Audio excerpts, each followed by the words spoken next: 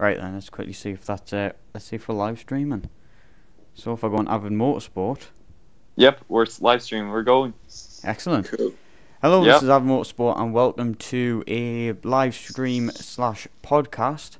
And today we are going to be discussing the Singapore Grand Prix with Ethan and Charlie.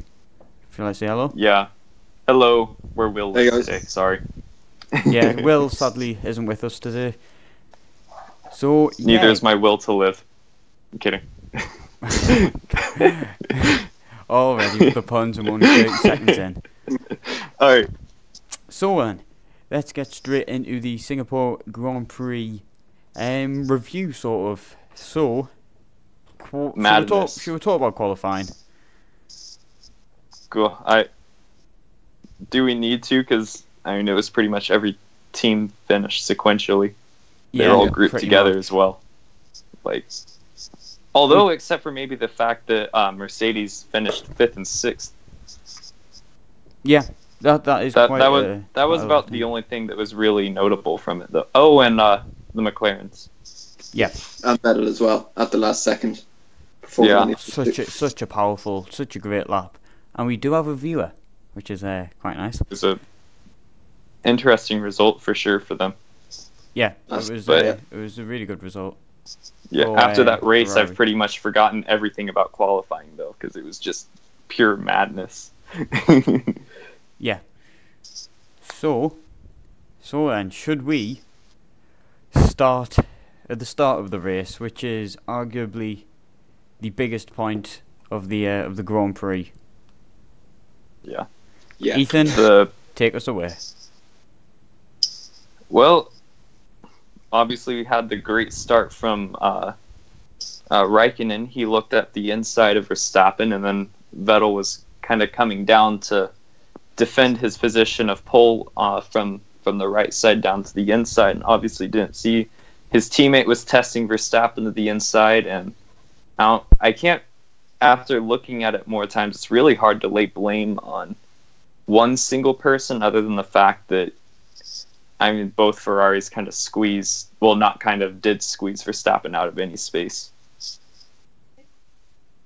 Yeah, well, it's in my eyes, it's a racing incident because you can't really pinpoint it on one person. You could say it's more of like a Spa from 2016. You know, when it was Raikkonen and Vettel, the same people, wasn't it? Raikkonen and Vettel and Verstappen when they were going into turn one at the source.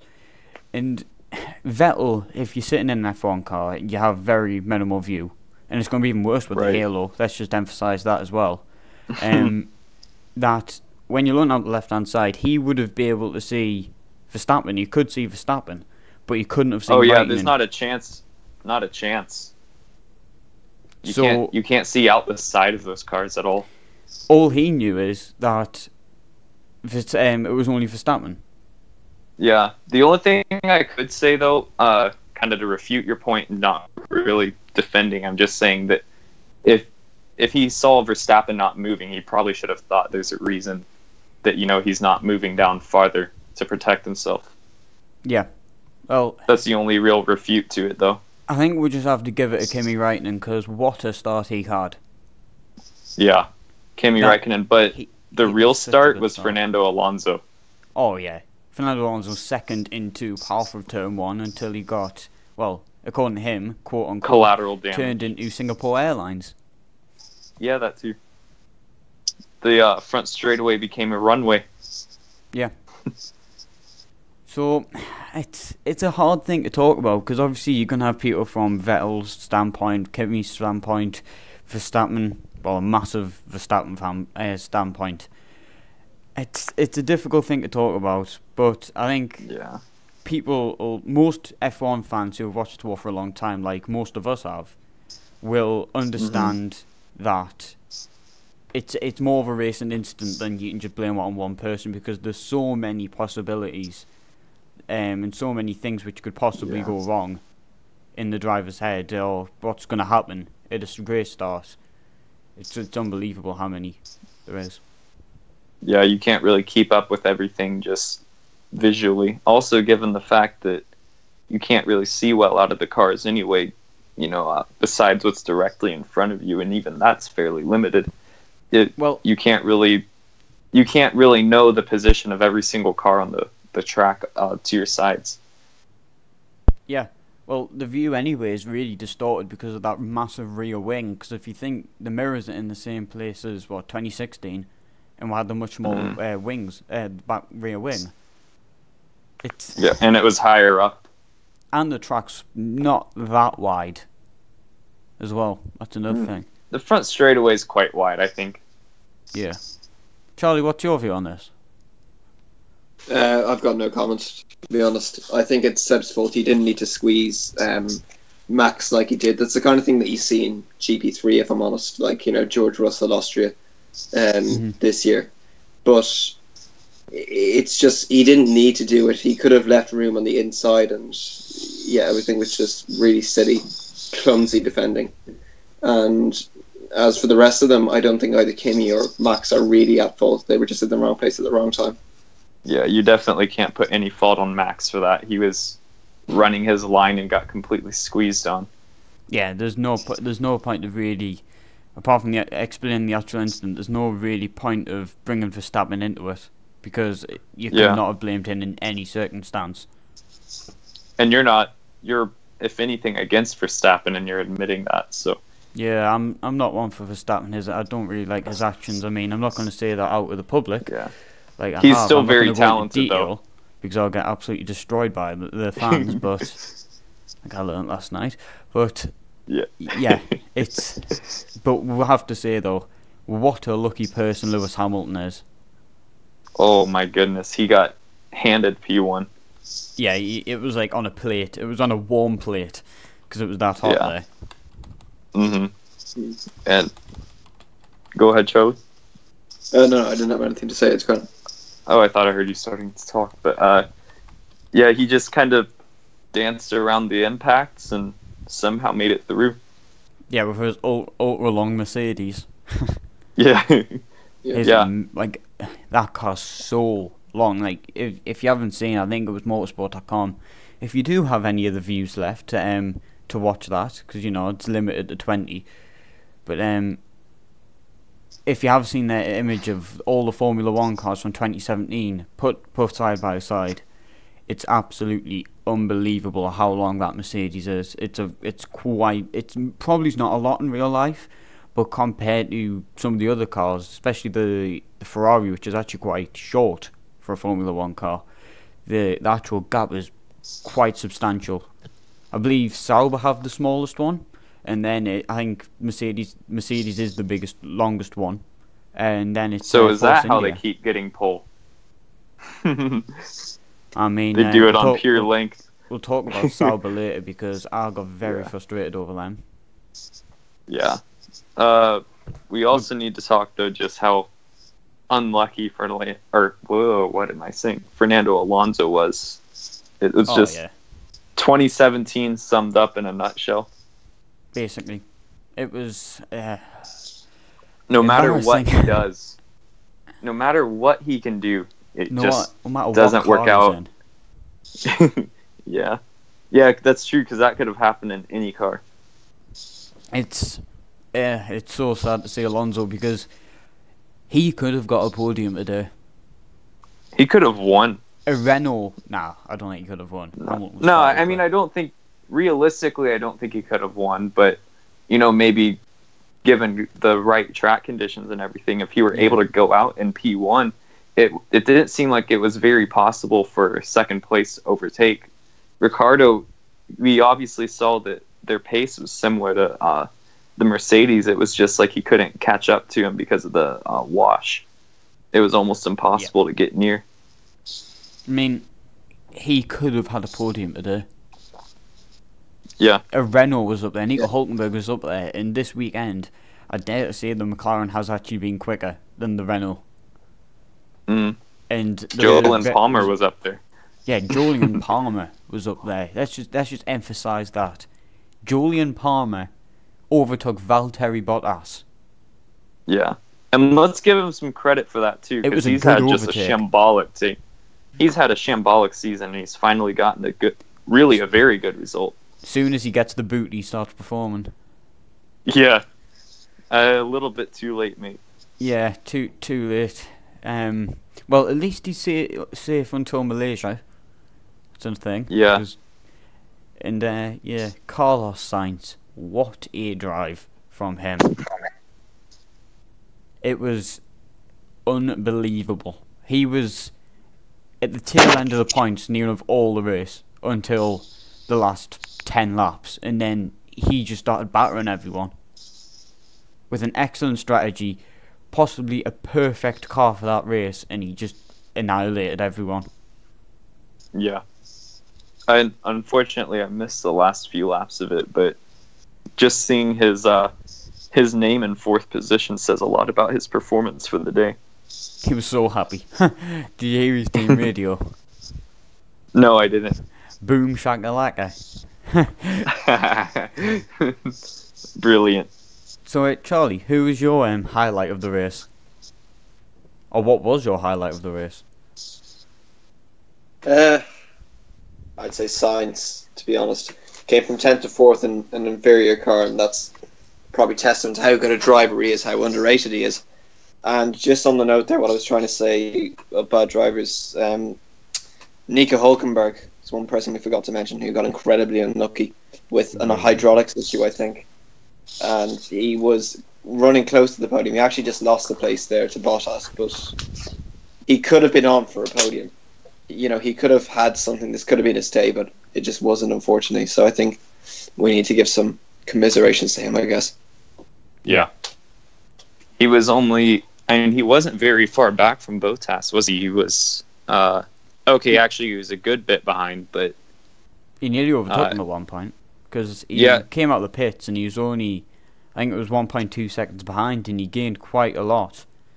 And that's when my Sky went off, because we lost signal because of a bit of weather issues, so I had to go on to channel 4, which took quite a lot of time because I had to go upstairs.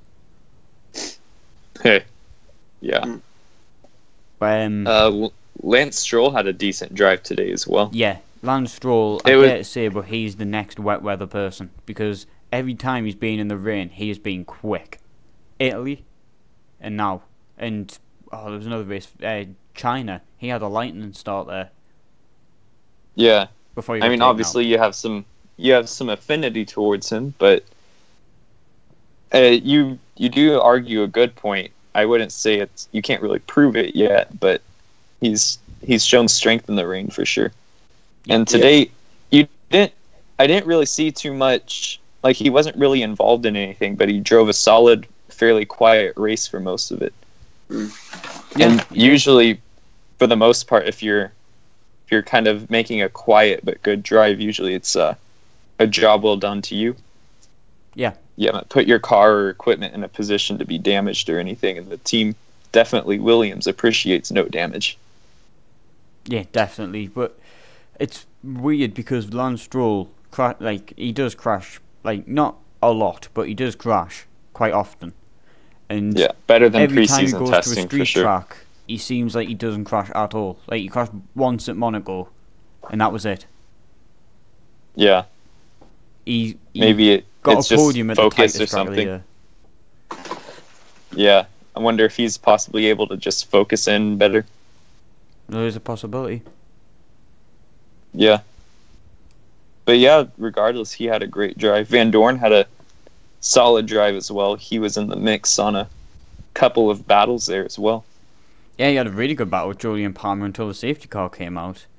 And then McLaren sort of messed up the strategy, because Palmer pitted and the safety car came out, and Van Dorn was literally on the pit entry, like coming around the final corner, on side by side with the pit entry when the safety car called out, so he had to do another lap because he would have got a penalty for going in the pits unsafely. Yeah, unfortunately. And we know how strict they are, because it happened in Spain, I think, with Verline. Was it Spain where Verline did a bad entry? Oh, I don't remember that. Do you remember, Charlie? I honestly don't know, to be honest. How long ago does it feel I'm like lost. Australia? This year's went really quick, but that feels like ages ago. Yeah, I think it's just crazy to think, oh, we've got 6 races left of the year. Yeah, But for sure. can I point out something which no one ever takes notice really of this team, but Sauber, what on earth were you doing today? Literally. That's exactly why people don't take notice of them at times. Yeah. What were you doing with the strategy? I'm not putting any conspiracies here towards Ericsson or anything, but did you forget about Pascal Wehrlein? Because they left him out on the wets. I was watching Ted's Notebook, and they were saying about how they wanted to do what Hamilton did in Monaco, which was go from the wet to the slick straight away. But it would be impossible to do that round here because the track dried up so slowly that it went through a long intermediate pit phase, like what we experienced in Massa, where it got overtaken constantly. I don't know where in the logic of the Sauber's team strategist. I believe she's the one who worked in Haas, I believe, when they were doing really well at the beginning of 2016. But I don't know why he or she thought that, because it just wrecked his race. He ended up 2 laps down. The Sauber isn't a quick car. They could have took a gamble when the second safety car came out. They could have put Verlaine on slicks and just give it a try. Why not? But they didn't, and they just ended up wrecking his race. People were saying on Twitter about how they might have went more biased towards Ericsson, towards... Which we know the team has been kind of prompted to do. Yeah, because Ericsson's basically the team's lifeline. And it's embarrassing, really, to have a car that slow. And Ericsson crashed anyway, so it was a bit of karma. If it was that. Yeah, I guess. This race was crazy, by the way. if you can't tell. I think we need more street circuits based off of the last couple we've had. Rain and Baku was insane. Baku was insane, and so was obviously today was great as well. Wasn't. Yeah, but we need wide street typical circuits. Monaco. Yeah, it's just Monaco. That's the tightest street circuit on the calendar, so you can't really expect much, especially with the cars. Yeah, I think each corner is tighter by about a mile than any other circuit. I think it is. Yeah. I mean, like 2016 and a couple of other races were an exception, like 1982, but it's Monaco. You know, it's an important race, and it's really that qualifying is what's most important about it, not the race. The race is just a procession. The cars have practically out-evolved. Yeah, the cars pretty much have out-evolved the track, unfortunately. Absolutely, yeah. But I think today proves that Formula 1 cannot be run in the rain. We experienced controversial. Yeah. You know, it never really does happen. It never really happens that well with rain in Formula 1. But it might happen in the next few races. But it makes for great races. Yeah, it does make for excellent races because interesting, I should say. There's no... Not necessarily good content. I think the last just overtake, very interesting. I really think that was a pure wet overtake, was Verstappen in Brazil. But, if any of you didn't know this, I believe Rubens Barrichello did it about 10 years earlier. So, yeah, 10 or 15 years earlier than Verstappen, so he wasn't the first to pull that overtake off in that climate. Rain racing is just... I don't have a problem with it. I still enjoy it. I don't know, I think it's good to have something that sort of shakes the field up every once in a while. Yeah, I agree. Obviously, the teams don't like it on their pocketbook for sure, but... especially Mercedes. Yeah. Or Ferrari, you mean? No, Mercedes with and a few others. It proves that they don't actually have a great chassis. Oh, yeah. They don't have a great wet chassis for sure. No, they never really had they since 2014, 2015. 2015, Silverstone is the best example when they were leading, then the rain comes and drop. Off they go. Trickling down. Daniel Ricciardo in a Renault engine held on to them. Yeah. That says a lot. I mean, you have to give the fact that Red Bull is... You can't really say they are the best chassis because it's hard to tell with unequal... Yeah, well, what I was going to say is it's hard to tell with unequal engines, but he's still obviously... He held on with a very much lesser engine than what anyone else besides the McLarens have in the field. And they held on to what is still pretty much regarded as the best team in Formula One. Yeah. It annoys us because you're obviously looking at these great drivers go around the track. They're the best in the world, maybe not Ericsson, but they are the best in the world at driving a car. And the team just can't deliver because of the financial state of Formula One, which is for a totally different video. We're not going to discuss it here. We need to have to talk about that because it's absolutely disgraceful. What's happening? I apologise about that, but we did have a little break. Get into a lot in that. I do apologise, but we did have a bit of a break up there in the live stream, so sorry about that. Oh, did we? Yeah, it went off and came back on. I believe we might be coming up with time or something. I'm not exactly sure. No, we're not coming to anything. That's fine then. But yeah, the financial state of Formula 1, let's just leave that for a different video when Will is here, because I think he would have quite a few views on that from what we've taken off other Skypes we've had. Yep. Yeah. So one thing. What? Go ahead. Go on. Go ahead. No, I've lost my train of thought now. One thing we haven't actually talked about is Haas, because apart from Magnussen that's what I was actually going to talk about. Apart from Magnussen blowing up, they had nothing. Not really. I think Magnussen was taking the fight to just about everyone who was near him. Kevin Magnussen was a legend today. Absolutely. In poor conditions, he managed to get squeezed past. Like he just had enough room, but he managed to make these really, really good overtakes. Was that on Massa? One was on Massa. Yeah, he ran. What was insane about? I think it was him, Massa, and Ocon. Was it Hulkenberg? I think. Ocon, yeah. Well, I was remembering a moment with the not Force Indias, the Renault. He was running close with Massa and a Renault at some point, I think. And I mean, they were running basically a wheel to side pod at a lot of instances, literally making contact at the few moments. Was that on the straight where they literally, the gap? So you can just about get past, but I think that they did actually make contact. It could have ended in very, very bad. Yeah, sure. I'd almost argue that Magnussen was overly aggressive with some instances, but regardless, it made for very entertaining TV. Yep. Yeah.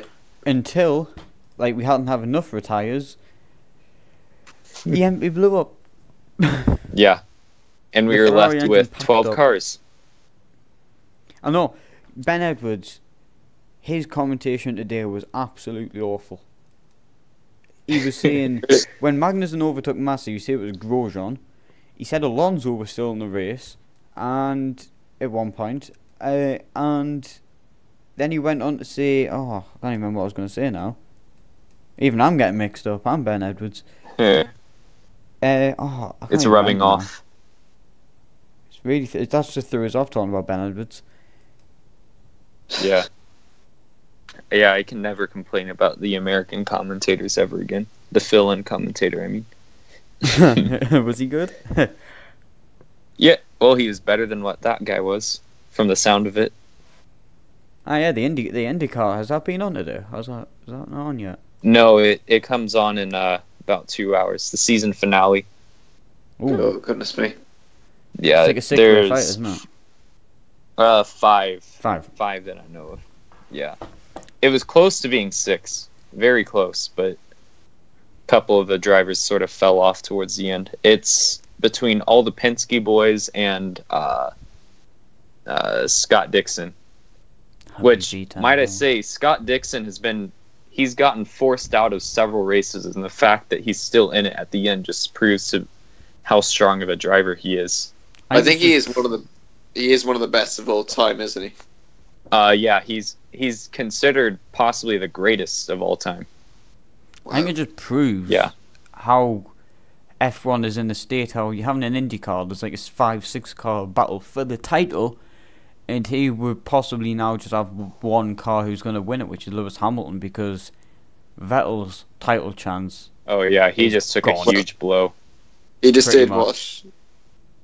It's almost 30-point difference, I think. Let me look at it real quick. 28, I think. 263 to 235. So yeah. Ooh. I mean, Vettel has to win, and Lewis Hamilton has to DNF for it to be another, or a fight again. We need a bit of Cuban Vellenlager. Yeah, we might see a little bit of no. It's Mystery Science F1 thing. But shout out to him. Hasn't uploaded in a while, but yeah. Yeah. We might see a little sabotaging going on. You might see a cut brake line in the Hamilton garage. It's gonna be tight. Let's just say that. Yeah. Although, let's just be thankful that we have a 2-team battle. We can at least be thankful for that. I mean, Mercedes could absolutely gamble it if they're running a bit low on an engine after qualifying and put in another engine, giving a grid penalty, because they obviously know they're going to get back in the points. There's no doubt about it. They're back midfield. They're just too slow to compete. So they obviously know they're going to get points. But are they going to get big points? Because if Vettel will probably end up winning, because no one's going to really, apart from Bottas maybe, Raikkonen won't because he's Raikkonen. He's had a shocker this season. But there's no real circuits that favour a Red Bull from here out either. Maybe Japan, but that'd be about it. Unless there's rain. Yeah. Which then can throw a spanner. That's true. That's true. Because Japan, as we were talking earlier, the Mercedes hasn't favoured rain either. And I don't also, want to say it is rainy season in Madeira. It is rainy season in Malaysia, and rainy season ends next week apparently, from what I've taken off the internet. And we might, if it lasts a bit longer, we might have a bit of rain on race day. Because if you remember back to 2015 where we had that thunderstorm in practice, if that happens in the rain, maybe not a thunderstorm, but a rain, that can mess up everything. No, yeah, Malaysia is really, really, would you say renowned possibly for having wet races and stuff like 2012, for example. And it's actually quite a sad one, actually, because this is going to be the last Malaysian Grand Prix indefinitely. Yeah. So hopefully it's possibly ever. Yeah, possibly ever. To Pua, sir. Because I don't think that the organisers have expressed any interest in hosting it again. Last year, only 45% of the available seats were filled. So 45? Yeah, it was awful turnout. And it is the cheapest race of the year if you're in Europe. To go to it, which isn't in Europe, sorry. KW you can get a direct flight from pretty much anywhere, so it's really cheap to go there. Yeah. Yeah, it's a little sad to see, but for Formula One side, a business decision. I mean, obviously that 45% turnout is not going to turn in profit. It was because it was actually the owners that decided to scrap it because of that particular reason. They were supposed to have a race as well next year, but they decided to bring it back 1 year because it's either they just couldn't afford it or it wasn't worth their time. They probably can't afford it. Yeah, they have MotoGP as well, and that has a much better turnout. It's a shame, another really, bit of the money problem in F1. It's a shame, really, because that would be another Grand Prix we've lost. India, Korea, and now Malaysia. Yeah. But they'll replace and it it's a decent circuit too. It's an alright circuit. I mean, it's not the greatest, but it's an alright circuit. No, but it's decent. Yeah. I think we have to do a video about Asia in Formula One as well, because yeah, there are so many tracks that have been built, invested in. They've lasted for crap amount of time. Yeah, like you have like India, Korea that last for like 3 seasons. They're decent. So I think, they're Turkey. Really, really good. Turkey. Turkey, yeah. Turkey's an That immense could be back. circuit. Yeah. It's a really good circuit. I mean, China, that'll be like the last it has its main moments. Asian Grand Prix. It could literally Japan. be called the Asian Grand Prix. Yeah, well, Japan. Oh yeah, Japan. Forgot about that. Japan. Australia? No, that's Australasia. Japan has definitely been the most successful, Yeah. Yeah. without It's- a doubt. It's been there for, I Yes. think, nearly 40 years now. So, absolutely, one of the best. I mean, we could have 2 Japanese Grand Prix if they really want to. We could have Fuji, and we could have Suzuka as well. Yeah. 2 really good tracks. Fuji's a brilliant circuit. The last corner is so technical to get right, to have a good run. That could really spice up the mix if maybe one of the Ferraris or something mess up in the last corner, because then any car can go past it. I struggle that with in the WEC season, which I'm in, competing in. Yeah. Will be good. I mean, If we have another global financial crisis, then actually we might go back to Fuji, because that's the whole reason why we went back in 2007, 2008, right. was solely because of that reason, because Suzuka couldn't afford it, and maybe it could happen again. Huh. Let's see. Depends if we have another recession, but touch wood, that doesn't happen.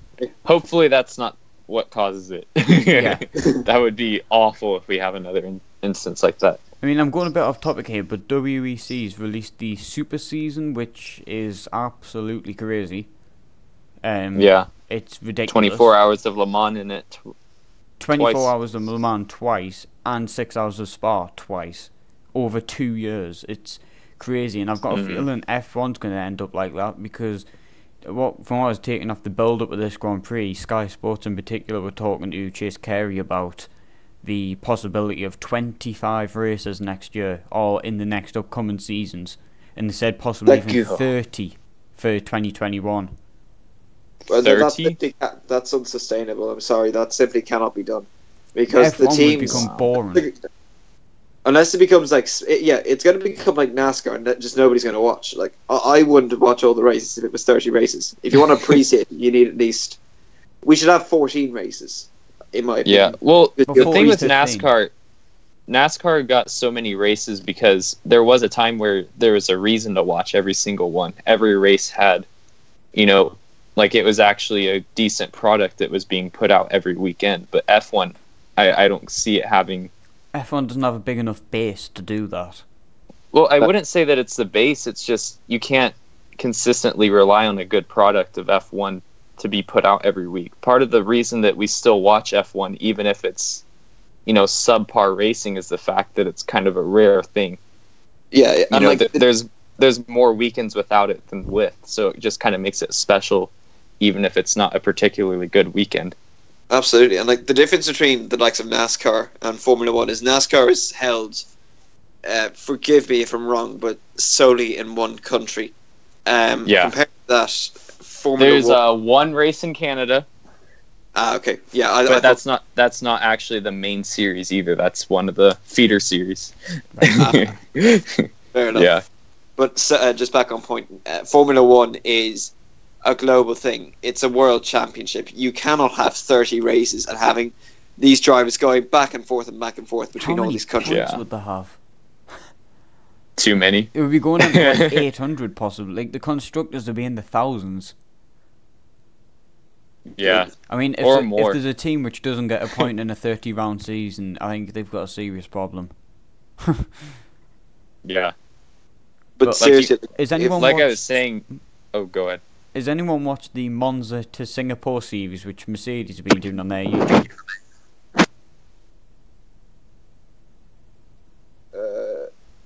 I don't think I have. I'm not sure. Mm-mm. No.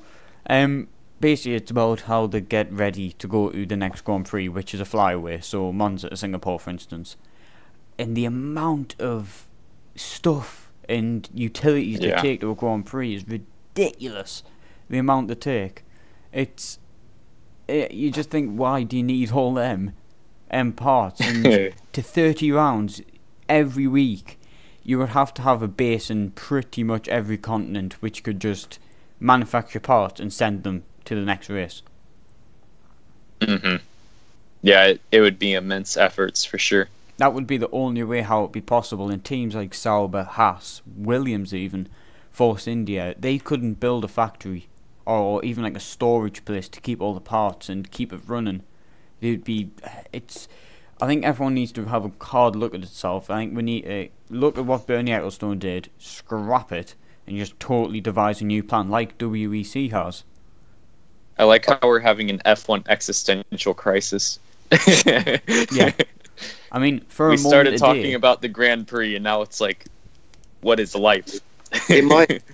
I mean, I know it's unsustainable, and I'd say it's kind of absurd to have 30 races, but if we are, I think F1 is going to have to standardise itself profusely, because if you have all these races and all of this money, what's going to happen is Ferrari and Mercedes are just going to run away, and the private jets will be left scrapping, and they'll be putting on old broken front wings just to get to the end of the season. That's what I can see happening. Yep.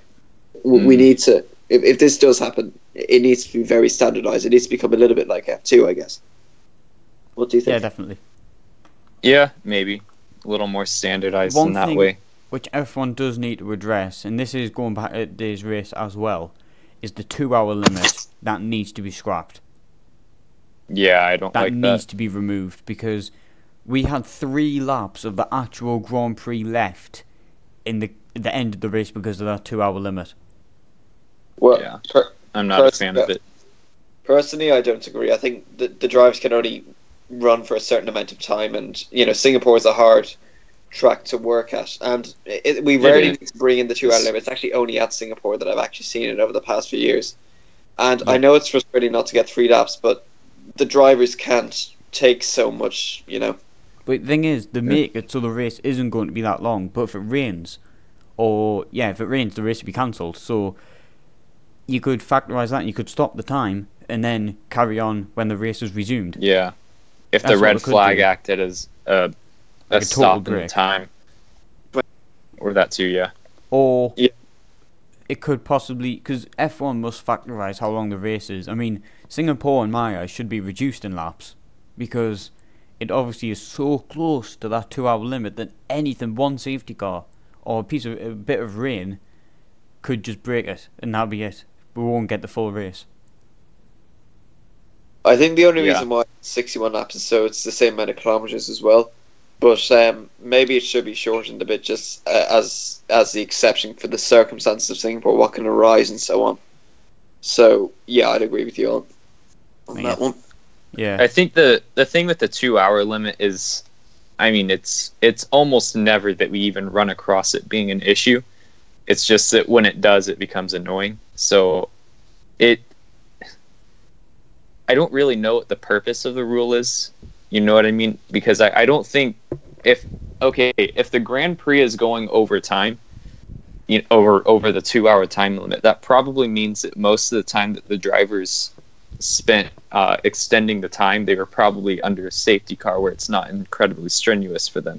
So I don't think that the 2-hour time limit at that point becomes a stopping point in saying they'd be too overly exhausted past this point. Yep. It's F1 needs to just figure out its rules again and what's right, what's wrong, because there's loopholes which the teams are getting away with and stuff like that. I mean, it might sound weird. Burning oil. Yeah. But we're getting rid of the shark fin for next year, and now I look at it, I wish we're not, because I've seen edits of the cars without shark fins and they look ugly. Yeah. Really ugly. And then we have the halo going on. Yeah, and the halo. Next year's cars are going to be I don't ugly. really understand the hate towards the shark fin anyway. I I don't like mind it. it. I think it looks cool. I don't mind that. And I know it makes the cars look big, but I don't see a problem with it. They're still the same length. It's the same wheelbase that we've had the whole time. Yep. Yeah. I mean, I think I can understand why people might not like the T-wing or whatever, but Yeah. T-wings are horrible. like The T-wing is a bit of a safety issue, yeah. But like Have the you seen shark Haas? fin, Let Charlie speak. Yeah, sorry. like the shark fin, I don't really see a problem. Some people see it as ugly, but I've never really understood it because I personally don't find it that unappealing at all. Nah. Not compared to the Halo, anyway. That'd be a different debate. Yeah. Oh, Like the Halo. Haas shark fin and T-wing, that is dangerous. Yeah. That But I mean, moves if they around the just, air. all that they really need to do is just make restrictions on it like they have literally every other part. And that's all it takes. You know what I mean? Like, the FIA is never hasty to add restrictions, but instead they're just taking it away entirely. And I'm sorry to say this, but I think we're going to have to end the stream because we are coming up with time limit on my recording, which I'm going to resolve for next time. It's just because I wasn't expecting this actually to go on for so long, to be honest. With genuine content. Yeah, with us talking, we've sort of moved away from the Grand Prix because apart from Turn 1 and a few other things, nothing happened, really. It was quite a boring race apart from that. Well, not boring, but just didn't have there wasn't really a battle for the lead to talk of.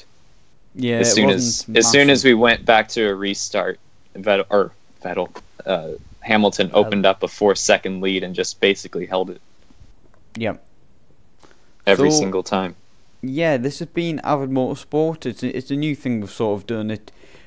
It's worked all right. I mean, there's a few things I need to iron out. There's a bit of lag. It's not substantial. It's only about 4 or 5 seconds, which is quite good. But the watch views and all that kind of thing, I need to sort all that out. So yeah, this has been Avid Motorsport. Charlie, would you like to say mine? Thanks for all that watched. Hopefully we can do more of these in the future. I really enjoyed this, and see you in 2 weeks' time in Malaysia. Yep. Ethan? Alright, thank you guys. We had a good time here. Hope you guys did as well. So yeah, we're trying our best to get special guests into the video. Hopefully we'll be back for the next one, which will be the Malaysian Grand Prix. This has been Avid Motorsport. It's been nice having you, and we hope to see you in the next one, which will be Malaysia. Bye bye.